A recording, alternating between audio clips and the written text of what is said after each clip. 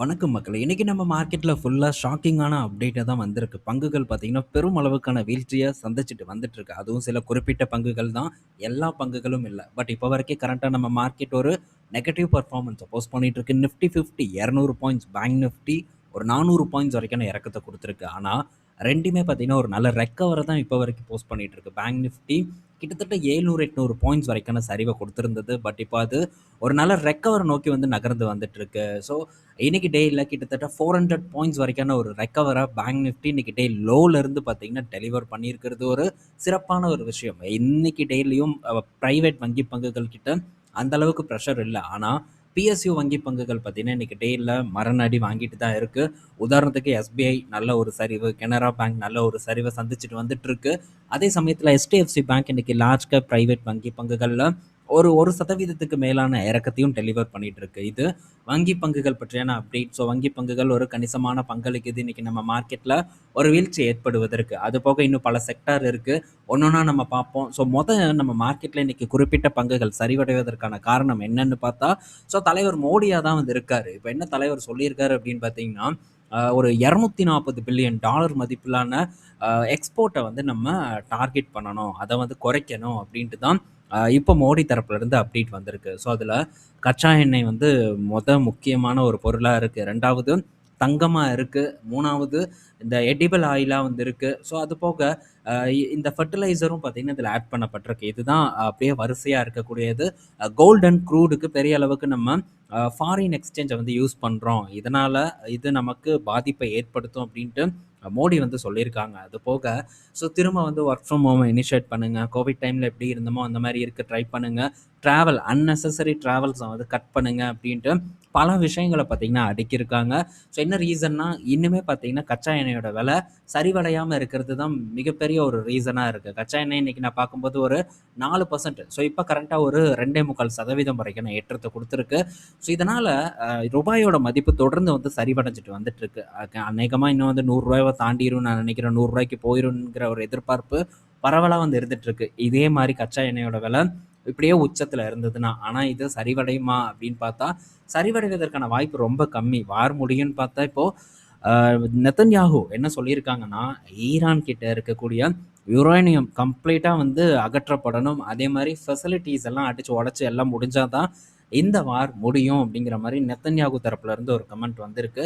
So இதெல்லாம் பெரிய ஒரு பரபரப்பு தான் ஏற்படுத்துதே தவிர, ஸோ வார் வந்து முடிவடையக்கூடிய ஒரு தருவாயை இன்னும் எட்டாம தான் இருக்குது. அடிச்சுக்காமல் இருக்கிறது தான் ஒரு நல்ல விஷயம். அமெரிக்கா பெரிய அளவுக்கு தாக்குதலை நடத்தலை. ஈரான் திருப்பி மிடில் ஈஸ்ட் கண்ட்ரீஸ் மேலே எந்த தாக்குதலையும் நடத்தாமல் இருக்கிறது தான் இப்போதைக்கு ஒரே ஒரு நல்ல விஷயம். மேபி இது திரும்ப நடந்ததுன்னா க்ரூடோட விலை அகைன் பார்த்தீங்கன்னா புது உச்சத்தை தொடுவதற்கான வாய்ப்பு இருக்குது. ஸோ அது நம்மளை போன்ற கண்ட்ரீஸ்க்கு பெரிய பாதிப்பு ஏற்படுத்தும். இப்போ மோடி சொன்னதும் எல்லாம் வந்து கோல்டை வாங்காமல் இருக்க போகிறாங்களா, இல்லை அவங்களுடைய ட்ராவல்ஸை வந்து கட் பண்ண போகிறாங்களா, இதெல்லாம் பெரிய அளவுக்கு வந்து நடக்காது. மேபி ஏதாச்சும் 1-2% வேணால் அது நடக்கலாம். ஆனால் மோஸ்ட்லி அது டெஃபினட்டாக நடக்காது.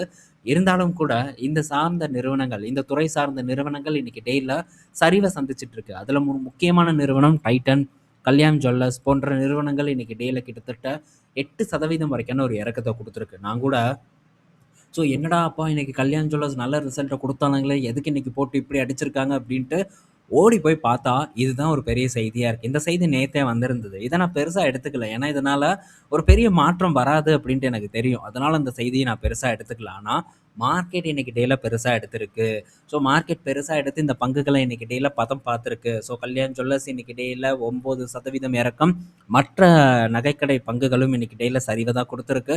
டைட்டன் பார்க்கும்போது இன்னைக்கு டேயில் 6.25% வரைக்கான இறக்கத்தை இப்போ வரைக்கும் டெலிவர் பண்ணிட்டு இருக்கு. ஸோ இதெல்லாம் பெரும் ஒரு பிரச்சனையை சந்திச்சுட்டு வந்துட்டு இருக்கக்கூடிய பங்குகளாக வந்து இருக்குது. அது போக சில பங்குகள் பார்த்திங்கன்னா ஓரளவு பெரிய சரிவில்லை, பட் இன்னும் ப்ரெஷர் இருக்குது. இருந்தாலும் பெரிய சரிவில்லாமல் இருக்கக்கூடிய பங்குகள் இந்த ஓஎம்சி பங்குகள். ஸோ இந்த ஓஎம்சி பங்குகள் பற்றி நம்ம இதுக்கு முன்னாடி இப்போ தான் வந்து டிஸ்கஸ் பண்ணோம். ஸோ இதில் இருக்கக்கூடிய விஷயங்கள் என்னென்ன, நமக்கு என்றைக்கு ஆப்பர்ச்சுனிட்டி வரும் அப்படிங்கிறத பற்றியெல்லாம். ஸோ இன்றைக்கி டேயில் சரிவு அடைஞ்சிருக்கு. பட் கொஞ்சமாக ஒரு 2-2.25% வரைக்கான இறக்கத்தை கொடுத்துருக்கு. மெயின் இம்பேக்ட் இன்றைக்கி ஹோட்டல் ரிலேட்டட் பங்குகள், ஹோட்டல் ஸ்டாக்கில் ஒரு சரிவு, அதே மாதிரி இந்த நகைக்கடை பங்குகளில் ஒரு பெரும் சரிவெல்லாம் பார்த்திங்கன்னா இன்றைக்கி டேயில் ஏற்பட்டிருக்கு. ஸோ இது ஒரு முக்கியமாக பார்க்க வேண்டிய விஷயமா வந்து இருக்குது. ஸோ இது ஒரு பெரிய ஒரு ஃபண்டமெண்டல் சேஞ்சை ஏற்படுத்தாதுங்கிறது என்னுடைய ஒரு பார்வை. ஆனால் நமக்கு டைட்டனில் பெரிய சான்ஸ் இல்லை. ஸோ கல்யாண் ஜுவல்லர்ஸ் நான் ஃபோக்கஸ் பண்ணியிருக்கேன். ஆனால் இந்த வேல்யூவேஷன் உங்களுக்கு சூட்டபிள் இல்லைங்கிறதையும் நான் இந்த இடத்துல தெரியப்படுத்திக்கிறேன். மற்றபடி ஹோட்டல் பங்குகளை பொறுத்த வரைக்கும் ஸோ ட்ராவல் குறையும் அப்படிங்கிற ஒரு கணக்கில் அடிச்சிருக்காங்க. ஆனால் அதுக்கான சாத்தியக்கூறுகளும் ரொம்ப குறைவு தான்.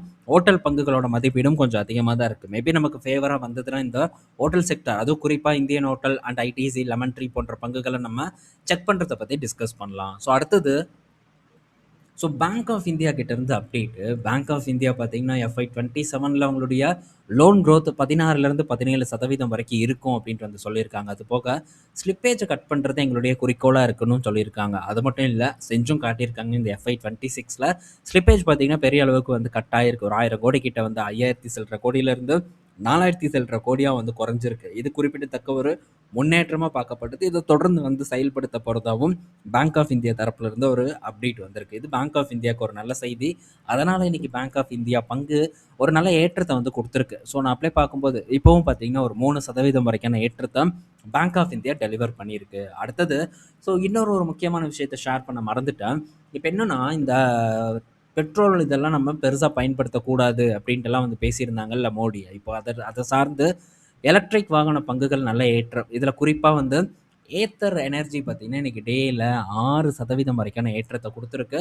அதே மாதிரி ஓலா எலக்ட்ரிக்லேயும் ஒரு ஏற்றம் இருந்திருக்கு. ஸோ ஓலா எலக்ட்ரிக் ஒரு 3% வரைக்கான ஏற்றத்தை கொடுத்துருக்கு.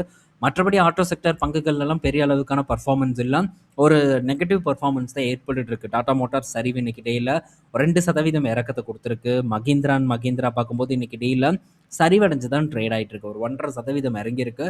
ஸோ ப்ரெஷர் ஆட்டோ செக்டரில் இன்னும் இருந்துட்டு தான் இருக்குது. ஏன்னா அவங்க பெரும்பாலான சேல்ஸ் பார்க்கும்போது இந்த பெட்ரோல் வண்டிகளை தான் விற்கிறாங்க. அதனால் எப்படி ஏறும்? அதனால் இன்னைக்கு சரிவை தான் சந்திச்சிருக்கு. அடுத்தது மாருதி சுசுகி கிட்ட இருந்து ஒரு அப்டேட்டு. ஸோ மாருதி சுசுகி பார்த்தீங்கன்னா விரைவில் இந்த வருட எண்டுக்குள்ளே 3 ரோ எலக்ட்ரிக் எம்பிவியை வந்து லான்ச் பண்ண போகிறதா சொல்லியிருக்காங்க. OMC அப்படிங்கிற ஒரு மாடல் ஆல்மோஸ்ட் பார்த்தீங்கன்னா அது எர்டிகா மாதிரி இருக்கக்கூடிய ஒரு மாடல் தான். ஸோ அதில் EV வந்து கொண்டு வர போகிறாங்க. இது மாருதி சுசுகி கிட்டேருந்து ஒரு கீ டெவலப்மெண்ட்டான ஒரு விஷயமா பார்க்கப்படுது. ஸோ ப்ரைஸிங் பாயிண்ட் அப்படின்னு பார்க்கும்போது கியாவோட கிளாவிஸ் எல்லாம் என்ன ரேட்டில் இருக்கோ அந்த ரேட்டுக்கு தான் வந்து இதையும் வந்து பிளேஸ் பண்ண போகிறதா ஒரு தகவல் வந்து நமக்கு கிடச்சிருக்கு. ஸோ பார்ப்போம் சக்ஸஸ் எப்படி வந்து இந்த நிறுவனத்துக்கு கிடைக்குதுன்ட்டு. அடுத்தது மகேந்திரா கிட்ட இருந்த அப்டேட்டு. ஸோ மகேந்திரா பார்த்தீங்கன்னா அவங்க ஹைப்ரிட்டை வந்து இன்ட்ரடியூஸ் பண்ண போகிறதா வந்து சொல்லியிருக்காங்க. ஸோ இந்த ஹைப்ரிட் மூலிமா சேல்ஸ் அண்ட் இந்த ரேஞ்சை வந்து உயர்த்த முடியும், கிலோமீட்டர்ஸ் மைலேஜை உயர்த்த முடியும். ஸோ இதனால் விற்பனையும் உயரும் அப்படின்ட்டு மகேந்திரா நம்புகிறாங்க. But already Tata, Mahindra, Hyundai போன்ற நிறுவனங்கள் நம்ம நாட்டில் ஹைப்ரிட்டை வந்து கொண்டு வரணும் அப்படிங்கிற முனைப்பில் இருக்காங்க. விரைவில் பல நிறுவனங்களும் இப்போது ஹைப்ரிட்டை வந்து லான்ச் பண்ணுவாங்க அப்படின்ட்டு நம்ம எதிர்பார்க்கலாம். இப்போதைக்கு மாருதி அண்ட் டொயோட்டோ தான் இந்த ஹைப்ரிட் செக்மெண்ட்டை பொறுத்த வரைக்கும் மார்க்கெட் லீடராக இருக்காங்க.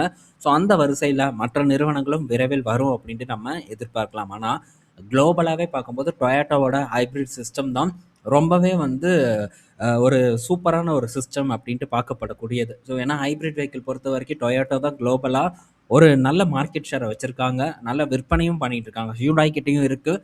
இருந்தாலும் கூட ஒரு பெட்டரான ஒரு ஹைப்ரிட் சிஸ்டமாக டொயோட்டோவோடது பார்க்கப்படுது. டொயோட்டோவோட ஹைப்ரிட் சிஸ்டத்தை தான் மாருதி சுசுக்கியும் யூஸ் பண்ணிகிட்டு இருக்காங்க. ஸோ இந்த சேஞ்ச் மூலிமா எப்படி காரோட மாடலை வந்து அவங்களுக்கு கொடுத்து அதே மாதிரி அவங்களுடைய ஹைப்ரிட் சிஸ்டத்தை இவங்க வந்து வாங்கியிருக்காங்க. ஸோ இது ஒரு முக்கியமான ஒரு விஷயம். அடுத்தது முக்கியமான ஒரு அப்டேட்டே நம்ம லாஸ்ட்டாக தான் பார்க்க போகிறோம். எல்லாரும் பார்த்துருப்பீங்க இன்னைக்கு டேயில் ஜோதி லேபை போட்டு பின்னி எடுத்திருக்காங்க. ரத்த ஆறு ஓடிட்டு இருக்கு ஜோதி லேபில். கிட்டத்தட்ட 10% வரைக்கான இறக்கம் ஜோதி லேபில் வந்து ஏற்பட்டிருக்கு. என்னப்பா ஆச்சு ஜோதி லேபுக்கு அப்படின்னு நம்ம பார்த்தோம்னா, ஸோ ரிசல்ட்டும் வந்தது. ரிசல்ட்டுக்கு அப்புறம் பெரிய ஒரு டவுன்ஃபால் இல்லை, அப்படியே ஃப்ளாட்டாக தான் இருந்தது. ஆனால் இன்றைக்கி டேயில் போட்டு அடிச்சிருக்காங்கன்னா காரணம் இல்லாமையே அடிப்பாங்க. சரி போய் தேடி பார்ப்போம் அப்படின்ட்டு தேடி பார்த்தா மிகப்பெரிய ஒரு இடியை ஜோதி லேப் தலையில் இறக்கியிருக்காங்க. பெரிய அளவுக்கான வருவாய் இழப்பு வந்து ஜோதி லேப்க்கு ஏற்படுவதற்கான வாய்ப்பு இருக்குது. அது வேறு ஒன்றும் இல்லை. ஸோ ஒரு நிறுவனம் இருக்குது, அது பேர் ஏதோ ஹென்கல் நினைக்கிறேன், ஹென்கல் தான் நினைக்கிறேன். ஸோ இந்த ஹென்கல்ங்கிற ஒரு நிறுவனம் பார்த்திங்கன்னா ஜோதி லேப் கூட வந்து ஒரு லைசன்ஸ் அக்ரிமெண்ட் போட்டிருக்காங்க. என்னென்னா இந்த ஹென்கலோட ப்ராடக்டை வந்து ஜோதி லேப் லைசன்ஸ் அடிப்படையில் விற்பனை செய்துட்டு வந்துட்டு இருந்தாங்க. ஸோ இது வந்து ரொம்ப நாட்களுக்கு முன்னாடி, ரொம்ப வருடங்களுக்கு முன்னாடி இருந்து இதுதான் நடந்துட்டு இருக்கு. ஸோ இந்த ஹென்கோ அப்படிங்கிற ஒரு பிராண்ட் வந்து தெரியும், ஒரு ப்ரீமியம் பிராண்ட், ஜோதி லேப் கிட்ட இருக்கக்கூடிய ப்ரீமியம் பிராண்டு. இந்த ஹென்கோ டிடர்ஜென்ட்டை பார்த்தீங்கன்னா ஹென்கல் நிறுவனத்துக்கிட்ட இருந்து தான் ஜோதி லேப் வாங்கினாங்க. எப்போ 2011ல் வாங்குனாங்க. பெரும்பான்மையான பங்குகள் 50% மேல அந்த டைம்ல வாங்குனாங்க. அதைத் தொடர்ந்து கம்ப்ளீட்டா பார்த்தீங்கன்னா, ஹென்கோவோட ஷேர வந்து இவங்க வாங்கி முடிச்சாங்க. அது போக இப்போ இவங்க ஹென்கலோட என்ன ப்ராடக்ட்ட வித்துட்டு வந்துட்டு இருக்காங்கன்னா, ப்ரில் அப்படிங்கிற ஒரு டிஷ்வாஷிங் செக்மெண்ட்ல இருக்கக்கூடிய ப்ராடக்ட்ட ஜோதி லேப் வித்துட்டு வந்துட்டு இருக்காங்க இப்போ. ஹென்கல் என்ன சொல்லிட்டாங்கன்னா, நாங்க வந்து ஜோதி லேப் கூட இந்த ப்ரில்லோட லைசென்ஸ புதுப்பிக்க போறதில்ல அப்படின்ட்டு கிளியர் கட்டா வந்து சொல்லியிருக்காங்க. ஆனா, ரொம்ப நாட்களா இந்த பேச்சுவார்த்தை போயிட்டு இருந்திருக்கு. பட் இது நடந்துரும் அப்படிங்கிற ஒரு எதிர்பார்ப்பு இருக்கு. ஜோதி லேப் தரப்புல இருந்து தொடர்ந்து பேசிட்டு வந்துட்டு இருக்காங்க. இப்பவும் பார்த்தீங்கன்னா, அந்த பேச்சுவார்த்தை போயிட்டு தான் இருக்கு. இது ஃபியூச்சர்ல தான் நமக்கு தெரியும். ஸோ மேபி லைசென்ஸ் ஃபீ வந்து கொஞ்சம் அதிகமா கேட்பாங்களா என்னங்கிறத நம்ம வெயிட் பண்ணி வந்து பார்க்கணும்.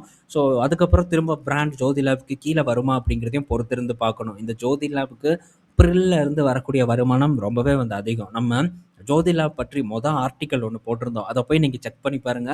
எந்தெந்த செக்மெண்ட்ல இருந்து எவ்வளோ வருவாய் வருதுன்ட்டு. கிட்டத்தட்ட டிஷ் வாஷிங் செக்மெண்ட் வந்து 2வது முக்கியமான ஒரு செக்மெண்ட் ஜோதி லேப்போட வருவாய பொறுத்தவரைக்கும், அந்த செக்மெண்ட்ல அடிமடியிலேயே கை வச்சுட்டாங்க அப்படின்னு தான் நம்ம சொல்லணும். இது கிட்டத்தட்ட எப்படியும் ஒரு 120லிருந்து 140 கோடி வரைக்கான வருவாய் இழப்பு ஜோதி லேப்க்கு ஏற்படுவதற்கான வாய்ப்பு இருக்கு. இப்பவே அவங்க வெறும் ஒரு 700 கோடி கிட்ட வந்து வருமானம் பண்ணிட்டு இருப்பாங்க. அதுல ஒரு 140, 150 கோடி போச்சுன்னா, பெரிய அளவுக்கான ஒரு டிப் பார்த்தீங்கன்னா வருவாயில ஏற்படும்.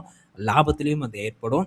இது ஒரு பெரிய இம்பேக்ட்ட ஜோதி லேப்ல ஏற்படுத்துவதற்கான வாய்ப்பு இருக்கு.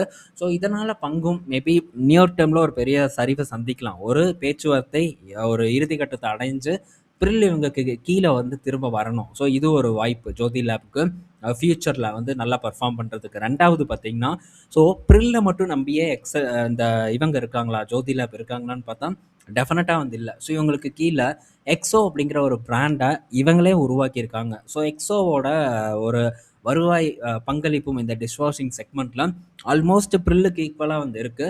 ஸோ எக்ஸோவ வச்சு ஸோ இந்த பார பொறுத்தவரைக்கும் எக்ஸோவும் லிக்விட் வாஷிங்கை பொறுத்த வரைக்கும் ப்ரில்லும் வந்து பெரிய அளவுக்கு ஆதிக்கத்தை செலுத்திட்டு வந்துட்டு இருக்கு.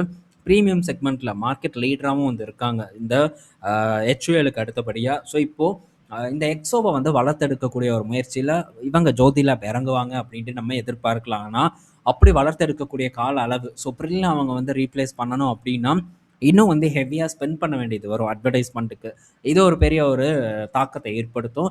உடனே வளர்ச்சி வராது. ஸோ அந்த வளர்ச்சியை அவங்க எட்டி பிடிப்பதற்கு எப்படியும் ஒரு 4-5 வருடங்கள் கிட்ட டைம் எடுத்தாலும் வந்து எடுக்கலாம். ஸோ இதெல்லாம் பார்த்தீங்கன்னா, ஜோதி லேப்க்கு இருக்கக்கூடிய ஆப்பர்ச்சுனிட்டி. பட் அப்படியே விட மாட்டாங்க. ஆல்ரெடி எக்ஸோ பார்த்தீங்கன்னா, பிரபலமான பிராண்ட் அட்வர்டைஸ்மெண்ட் ஸ்பெண்ட் பண்ணி அவங்களுடைய பிராண்டை ஒரு நல்ல விற்பனைக்கு கொண்டு வருவதற்கான வாய்ப்பு இருக்குன்னு நான் நினைக்கிறேன்.